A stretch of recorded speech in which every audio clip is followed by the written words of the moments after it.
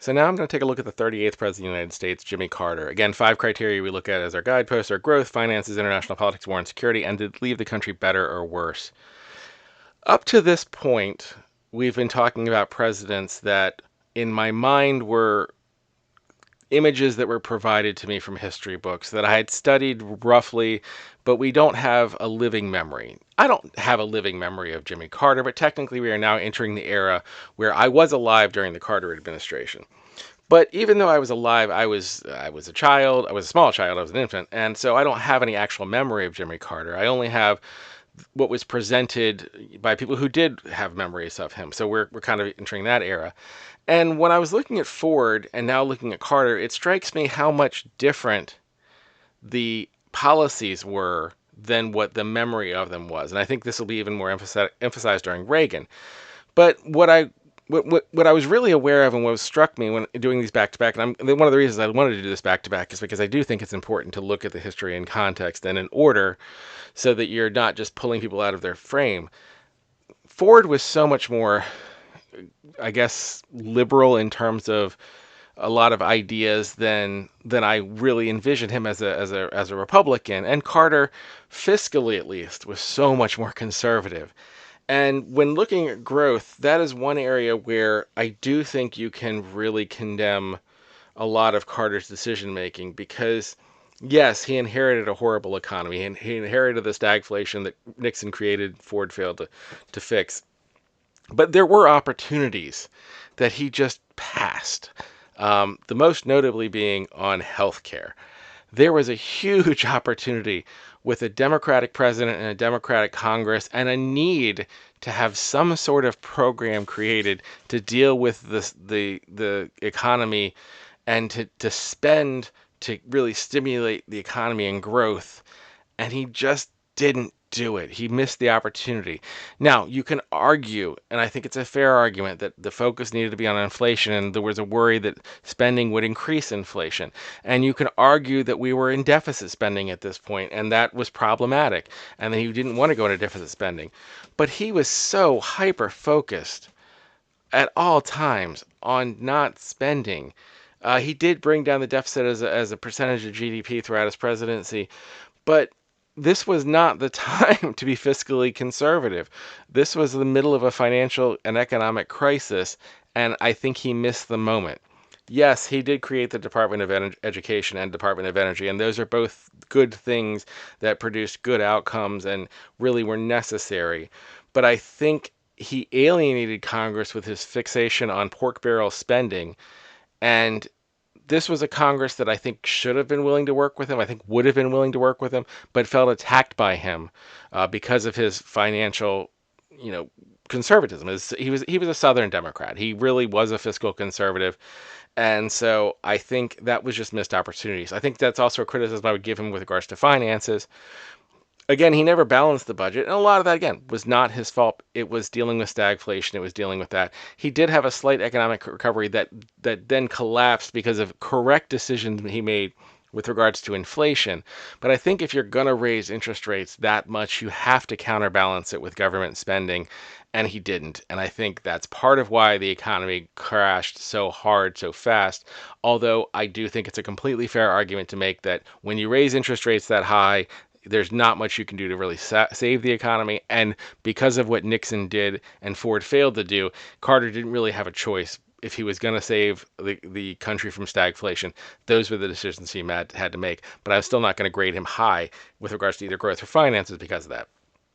International politics, I'm going to be a lot more forgiving. I know there's a lot of people who have very strong opinions of Carter, both positively and negatively. I am much more neutral, but I do think overall positive. You have to give him some credit for international things. I think there are some things that were negative. The obvious elephant in the room is his handling of the Iran hostage crisis. But I also think but for the mission going slightly differently, we would be viewing Carter's actions in Iran very differently, and also the the fundamentals that created the Iranian Revolution had really nothing, or very little to do with Carter.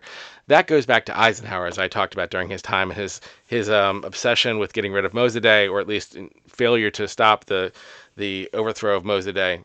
and the putting in place of the Shah, that had nothing to do with Carter. That wasn't Carter's decision making. He inherited the problem. And yes, you can criticize how the outcome was, but I think again, had the rescue of the hostages gone differently, which again I think most presidents would have taken the shot, and maybe I don't know. I don't heavily criticize him for that outcome. I do think it failed, and so you have to say it failed. But I don't know if that was a failure of his decision making or simply a military operation that did not work out. I think other things, particularly the Camp David Accords, you do have to give incredible credit for. A peace treaty between Egypt and Israel at that time was something that was not really, I guess it was imagined, but like most people didn't think it was going to happen. And pretty much everyone involved in the Camp David Accords that I've read about indicates that Carter's involvement was critical to that taking place. And that really was an important start of stabilization in the region. Obviously, it didn't all work out. We're dealing with Palestinian-Israeli conflicts today, but getting Egypt to make peace and acknowledge Israel's existence in return for the Sinai, basically making the Suez safe again, was huge. And I think that's something that Carter deserves full credit for. I also give him credit for the arms embargo on South Africa over apartheid. I think that was very positive. I don't give him as many high marks for what happened with regards to the Summer Olympics. It was a courageous thing to boycott the Summer Olympics and over Russia's invasion of Afghanistan, but I also question the funding of the Mujahideen. I know that that's another one that's a tough decision because in hindsight we can look back and say, okay, the Mujahideen then became the Taliban and all of the things that come out of that we'll be getting to in the next 30 years. But I also can see the argument that funding the Mujahideen was successful in causing the speeding up of the collapse of the Soviet Union.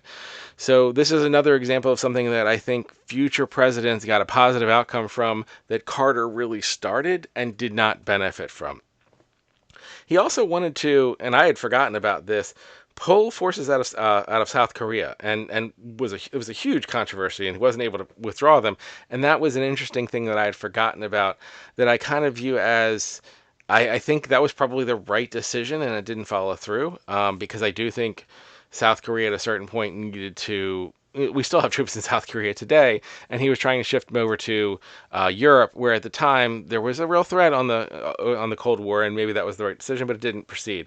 The Mariel boat lift with the Cuban refugees leaving and coming into Florida, again, something that at the time highly controversial, highly unpopular in Florida.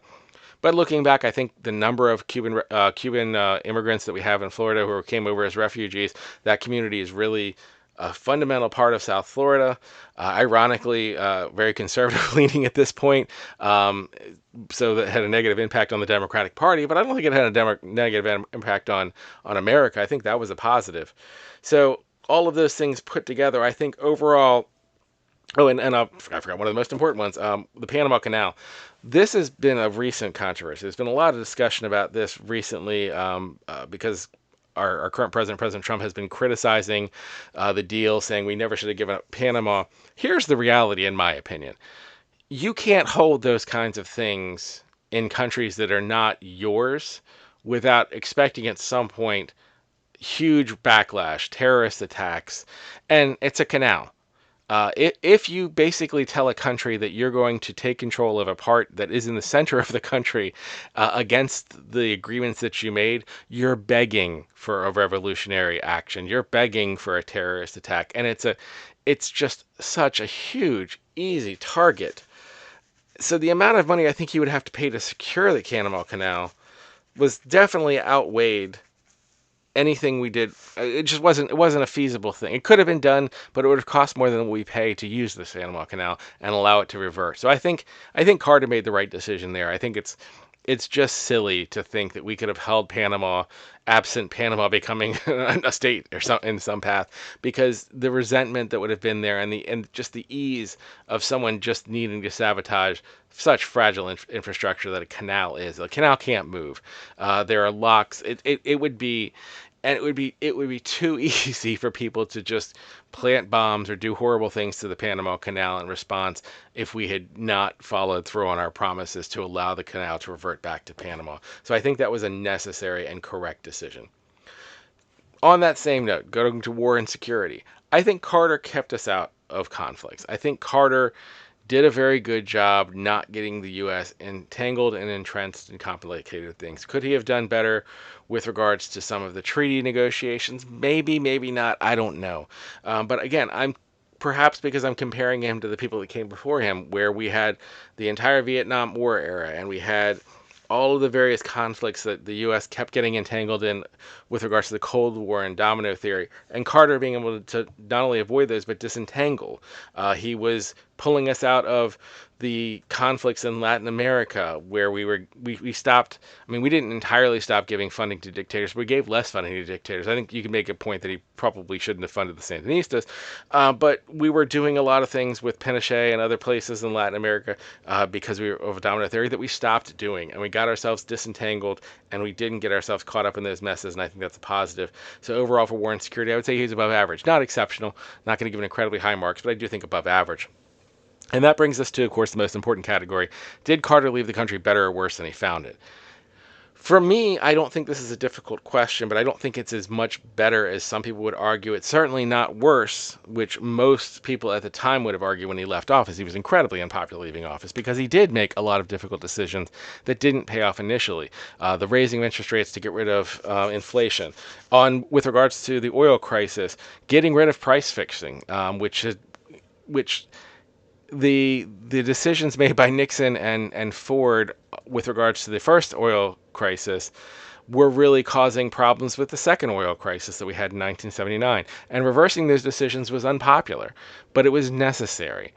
Carter made a lot of tough choices that really caused the economy to collapse, and also that were just unpopular. It was unpopular to say that we're going to give Panama back. It sounds unpatriotic, but it was the right decision. And so I think, even though again I've criticized Carter for not taking advantage of opportunities, and I think he could have done so much more, I do think he left the country better than he got it because he was given such a mess, and he made some very difficult decisions that I don't know most politicians would have made. I don't know if a lot of politicians would have decided to jack up interest rates at that point to get inflation under control, knowing it would probably mean they would lose re-election, because it was pretty clear that it was going to collapse the economy. So taking it all into consideration, where do I put Carter? He's not in the top 10.